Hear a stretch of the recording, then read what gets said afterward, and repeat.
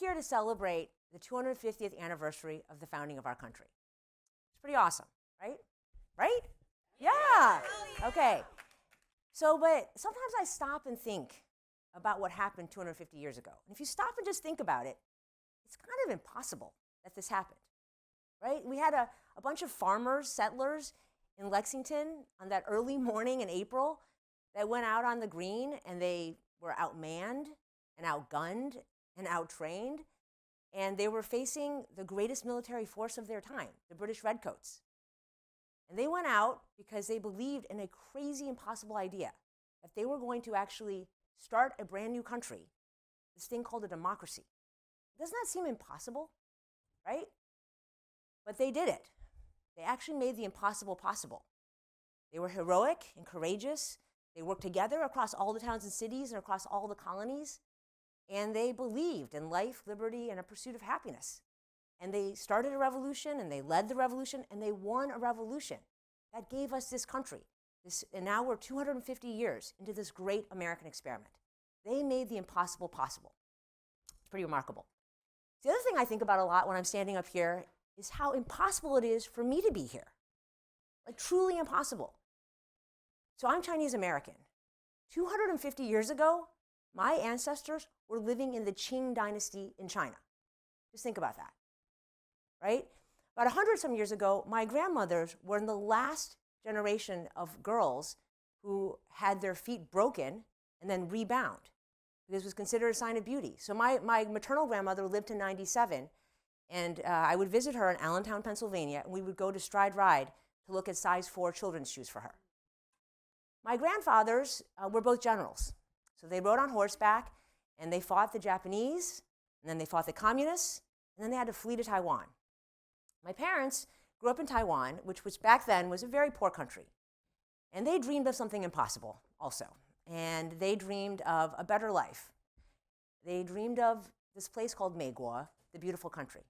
They had the American dream. And it seemed pretty impossible. But they worked really hard, they studied really hard, they won scholarships. And then our very own son of Massachusetts, President John F. Kennedy, he worked really hard on an Immigration Act that got passed in 1965, right after he died. And because of all that, they made the impossible possible. They came to this country. They didn't have very much money at all. They had some English, not much. They didn't really know anybody. And they started a new life here so that their firstborn daughter, me, could grow up here with all these opportunities that I've had. So how did this shy Chinese girl who didn't speak any English when I went to elementary school in the Midwest and was the only non-white person, how did I end up here on the stage? It's really impossible, right? But my parents, they made the impossible possible. So on this anniversary, this 250th anniversary, I've been thinking a lot about making the impossible possible. And the other reason why I think about this a lot is because of the company I work at. So I work at Flagship Pioneering. We are not a venture capital firm. We're actually mostly scientists. And we work on crazy ideas, our own crazy ideas, and we run experiments. And a lot of them fail. These are breakthrough scientific experiments that we run. A lot of them fail, but some of them show promise. And we try to keep continuing to stir those little experiments, and then sometimes we turn them into companies. So for example, we were trying something very impossible. We asked a big impossible question. Could our bodies actually make our own medicines? In that little experiment, we found something called mRNA and started working, and we created a company called Moderna. And they've now made the impossible possible. So we think a lot, and I'm thinking a lot about making the impossible possible. And here we are in 2026, and we're in a whole new ball game. This ball game called artificial intelligence, AI. And we're early innings. We're probably in the top half, first couple pitches of the first inning of this new ball game called AI. And as we think about this powerful new technology, the power to transform the next 250 years, it's interesting. I think most people are thinking about AI in terms of how to make the possible possible. Most people are thinking about how to use AI to do everything we already are doing today and to do it faster and cheaper and better and more efficient. But that's making the possible possible. And at Flagship, when we think about making the impossible possible, we use a system called Future Backwards. You can see it on my t-shirt, Future Backwards. And because when you want to make the impossible possible, You have to start with a vision of a future that is impossible and then work backwards from that. That's what our friends did in Lexington. It's what my parents did. And it's what we need to do now with AI. But actually, human nature, we tend to do things that are easier. It's our human nature to say, well, actually, let's just do what's present and move forward, right? That's what we're trying to do with AI. And I think we have a whole different opportunity. Instead of just using AI to make the possible possible and to look present forward, we can shape this next 250 years by looking future backwards and ask a totally different set of questions and use AI to transform things for good. So let me give you some examples. How would we do that? So let's take healthcare and life sciences. That's where Flagship came from. So in healthcare and life sciences, we're using AI a lot today, and it's good. We should do these things. We're using AI to improve billing for insurance companies, for hospitals. We're using AI to, have doctors' notes be better, to read charts better, to speed up drug discovery and clinical trials. Those are all good. We should do all of those things. That's present forward. And at Flagship, when we look future backwards, we start every experiment with a what-if question to imagine a future that we want to have. So let's think about healthcare and life sciences. What if?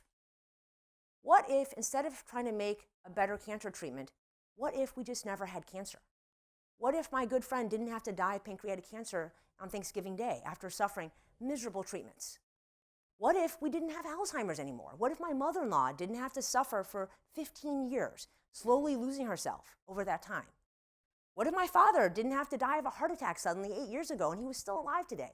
What if we could actually use AI in fundamentally different ways?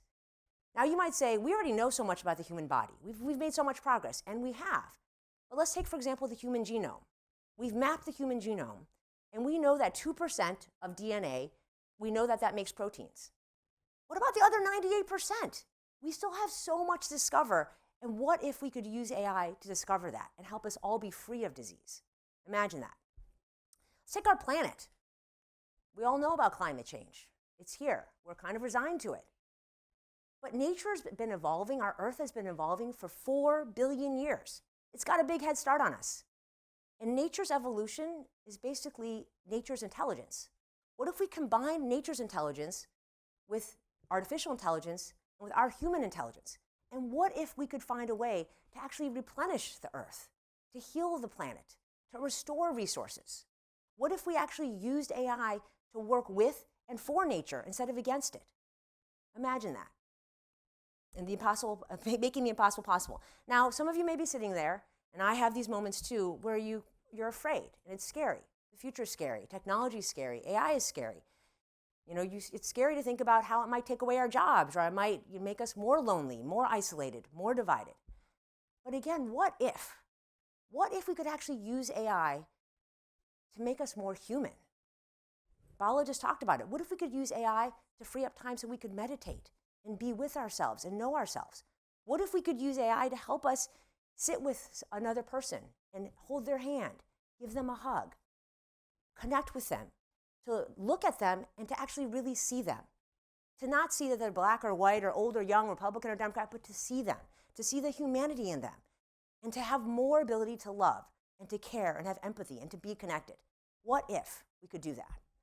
So now you're sitting there thinking, well, this is all impossible, right?